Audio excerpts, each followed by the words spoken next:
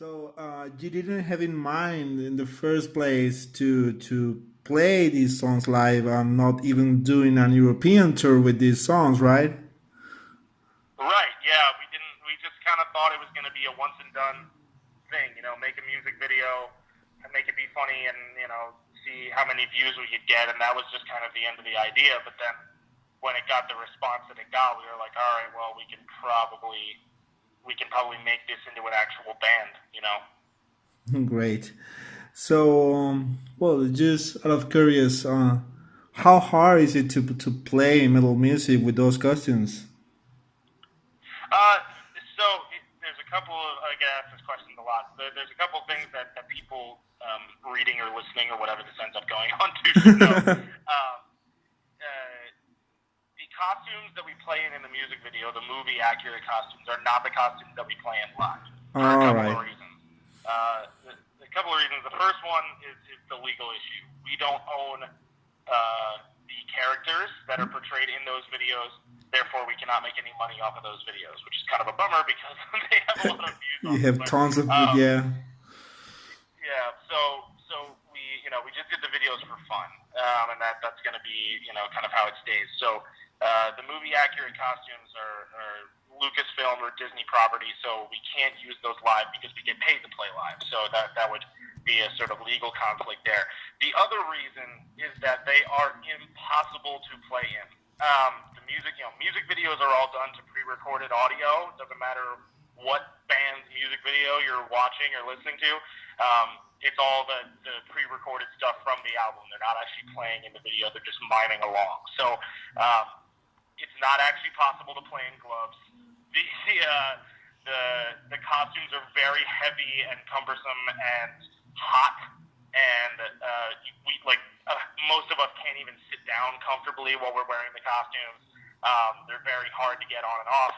So it's just a nightmare every time we have to shoot a music video. We actually just shot a new music video last week, and it was yet another nightmare just having to stay in those costumes for multiple hours. So we redesigned the costumes for stage purposes so that we kind of altered the look of the characters so that people would know who they were based on and who they were kind of supposed to be, but they were our own sort of takes on everything, and also so that we would be able to move and see and breathe to at least a relative comfort level to where we could perform adequately. So the costumes that we use do present their own set of challenges, just because playing in a mask is much more difficult than playing without a mask. Yeah. But the original costumes are near impossible to do anything in other than just look cool. The costumes that we have on will be different, but it's so that we can actually play the show. Great. Yeah, it was hard for me to imagine because I saw that you were doing a tour in the summer, so I imagine summer, the heat, the costumes. I see, Oh whoa, yeah. gosh. Oh yeah, yep. We played one of the shows on that tour was a 2-day festival that was outside, and luckily it was outside at night, and the stage was high enough that we got a bit of a breeze. But it was in Oklahoma, which is in the southern end of the U.S. and Yeah. very very hot. It was probably about 105 degrees on both days. So yeah, getting the costumes on and off. The costumes got real gross on that tour. It wasn't too fun on that end of things at all. Right. So on that tour, I already assume that people first say, "Oh, the dudes on the Star Wars costumes," but after the first impression, do you think that people really, I don't know, got or catch the talent behind the costumes? I mean, I think so. I don't think when people listen to orchestral music, I think the way that it's layered and the way, because everything is really meant to sort of work together and become one thing, whereas guitars are meant to stand out a little bit more. So I think that when people actually see us play, and they actually can hear because some of the stuff in the orchestra, it's different dynamics. So some stuff is really quiet, and while other stuff is really loud, and you might not always hear the complexities and the nuances and stuff. But it's a little bit different with our renditions of it. So I think when people, especially when they see us play, they can see that the stuff that we're playing is very involved.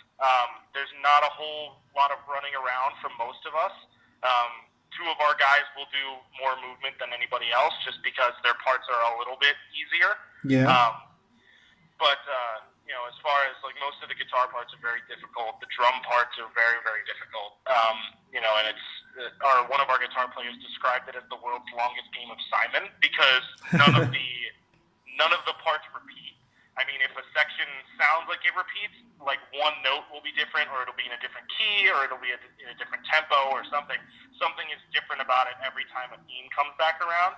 So, I mean, just learning these parts, we all put hours and hours and hours. I mean, it took most of us a number of months just to learn all of the music to play live. So I think that anybody who's seeing and watching and listening and has any sort of basic understanding of the mechanics involved in playing an instrument will understand that it's a lot more than just a gimmick. Yeah. So from your words, I assume that you spend a lot of time doing the arrangements for this, just to everything to fit. So, how many months do you think that took you to put this album together? Well, the album itself was it was the better part of a year, I think, that we put into it. I mean, our bass player and our drummer own and operate a professional recording studio where they live, and so they had that luxury available to them of just being able to sort of chip away at the demos when they had spare time.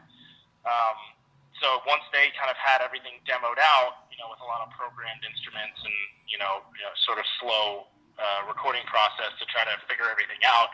Once they had all that done, recording the album itself, it didn't take as long as demoing, just because we had all of the source material in front of us and we just kind of had to mimic what was being played. But I mean, there are a lot of guitar tracks. I think just rhythm guitars, like not even lead, melody, anything like that. I think there are anywhere from 5 to 8 stereo pairs of rhythm guitars on any given song. So there's a lot of different stuff going on. So it was easily the most daunting and time-consuming production that any of us have ever been involved in, just because we're used to playing regular metal music where there's a rhythm part and a lead part, and there's bass and drums and vocals, and that's just it. You know what I mean? So this was a much greater undertaking than we had done before. Right. Great. So I'm amazed that you are coming to Spain to play. So the only logical reason that I found for you guys to play here is either you have a lot of fans here, or that you already know that some parts of Star Wars were here based. They have scenarios here in Seville, I think in Canary Islands as well. So why do you think it was the promoter idea, your idea to play here? Well, I mean, we don't have a whole lot of influence in terms of the specific cities and countries that we play. We did our first tour was in the UK, which was weird because we're not from the UK, but that was just the first tour offer that we got. So our first one was in the UK in February, and that went really, really well. And then we did our US run, and then it was just kind of logical at that point to try to get into mainland Europe, since we didn't get to do it for the first tour. So that's really more of a booking agent end of things. They see where they do the research as far as which markets seem to want whatever band they're booking more than other ones, and just kind of choose that way. Yeah.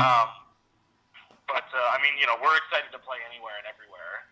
So we're never gonna get an email like, hey, you should go to this country, and be like, nah. Yeah, let's go. So it will be interesting because we're playing in Spain first. Madrid is our first show, and then the next day we're in London. Yeah. So we have to, and our tour bus isn't meeting us until we get to London. So what we have to do is we have to fly from the States into Madrid, and then unpack everything, set it up, play the show, then break everything down, pack it back up again, go to the hotel, and then the next one we got to put it back all onto a plane again and fly to England. So it's definitely going to be a busy couple of days, but we're looking forward to the challenge. Right. So, well, as you first say that you didn't have a clue that you were gonna do a European tour, they're gonna put shows in the States as well. So, do you think any hint of future in this band? I mean, are you just living day by day, or do you think that this project can lead you to, I don't know, another record, another tour? Oh, I mean, absolutely. We actually have the pre-production for album number 2 pretty much all ready to go.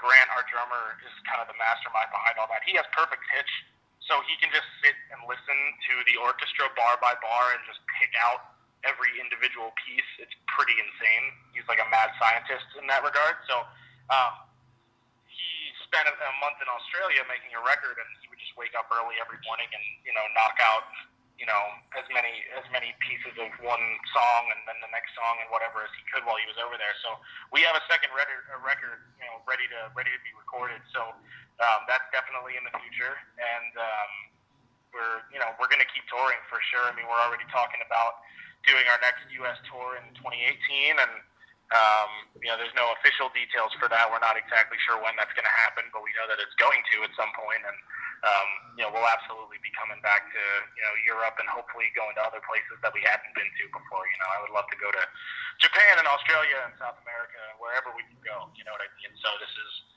the mindset of this band is just as long as we're able to make it happen, let's do it. So we're gonna ride whatever hype wave we're on until it dies out. So however long that lasts, we'll be doing stuff. Great. So, do you think that there will be a point where people will say, okay, those guys again, because it's going to be a thematic band, Or do you think Right. that fans all over the world for Star Wars are going to be attracted anyways to what you guys do? I think it's really a 50-50. I mean, we're all very aware of the toss-up that's presented with this band in general, just because, like you said, it's specific, it's thematic. Yeah. So, somebody who comes and sees us once might kind of assume that they've seen all that there is to see, and maybe they might not be interested in coming back, but hopefully that's not the case. We try to offer something different with every tour, and, once we start playing new music and stuff, we hope that people will be interested in that. We're going to keep putting out videos. The next video that we have coming out has a fairly big surprise. I think anyway, so I think a lot of people will be interested when that comes out. But the one thing about this band, I think, is that even though so many people have already seen it, I think a lot of people that have seen it, like I said, we're like 15 million views on that first video. We don't get 15 million people at a show, so that there's still a large portion of whatever our fan base might consist of that probably doesn't even know that we're a real band. I think a lot of people just saw the video and go, "Oh, that's really cool. It's Darth Vader. It's funny," and just didn't really look into it past that. So I think we have that going for us. That there's always the chance that somebody else will realize, "Oh, wait, this is a band that actually plays. I got to go see it." And every time we put out a new video or anytime somebody shares an old one, it has the potential to reach somebody new. So, I think that, the Star Wars fan base is so much bigger than I think any of us can really fathom. So we have that advantage in that we seem to have sort of an endless pool of people to try to draw, to our band. But, it's really just a hope for the best kind of thing. It's just, we keep doing what we do and, trying to have fun with it until people, until people stop caring, really. So whether that happens in the next couple of weeks or in the next couple of years, I don't really know. But, we're gonna ride it out until we can't anymore. Great. So, well, just to finish the interview, on December there's a new movie. So, are you going to the movies with the costumes or what? Well, I've been asked this question a couple of times. No, we're gonna go to the movie. We're not gonna go in costume. The costumes are uncomfortable enough just to play shows in, so we're going to want to be comfortable sitting in our seats and whatever. So yeah, so we'll definitely be going to see the movie, absolutely. But we'll be undercover